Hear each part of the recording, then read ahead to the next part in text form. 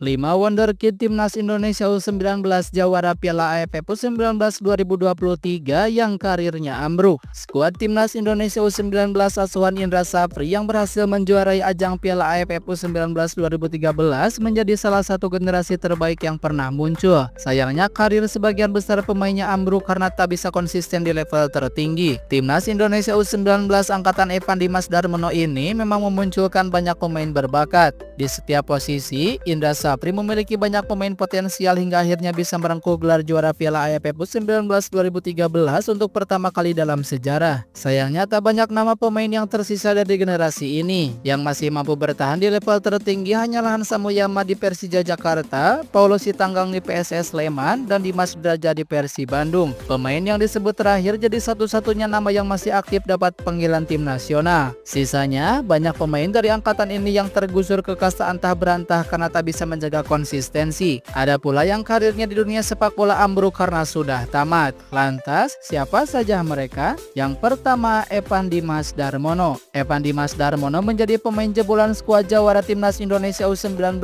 terbaru yang karirnya menukik tajam. Padahal sejatinya dia jadi salah satu pemain yang mampu bertahan paling lama di level tertinggi. Yang paling baru, Evan Dimas telah resmi berpisah dengan Persik Kediri pada bursa transfer paruh musim BRI Liga 1 2024-2025. Gelandang berusia 29 tahun ini dilepas skuad Macan Putih pada medio Januari 2025.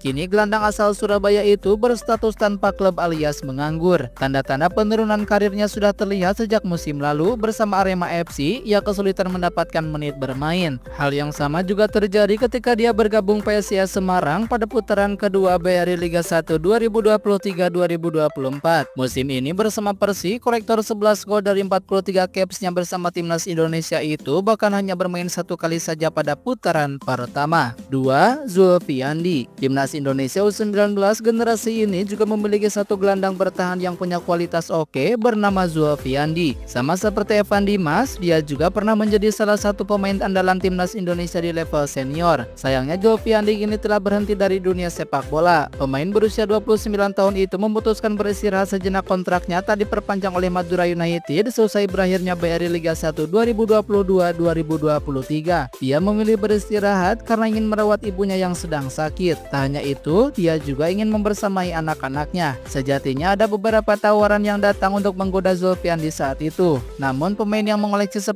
caps bersama Timnas Indonesia ini menolaknya. Sepanjang karirnya, Zulfiandi juga cukup akrab dengan cedera, termasuk ketika bersama Madura United pada beberapa tahun terakhir. 3. Muhlis Hadi. Salah satu pemain yang sempat menjadi andalan Indra Safri di lini depan Timnas Indonesia U19 pada generasi tersebut ialah Muhlis Hadi. Striker asal Mojokerto, Jawa Timur itu sempat menjadi rebutan banyak klub elit. Sebetulnya pemain bernama lengkap Muhlis Hadi Ning Saipullah itu sempat bergabung dengan Persi Bandung. Namun ia gagal menembus tim utama dan akhirnya memutuskan gantung sepatu pada awal tahun 2020.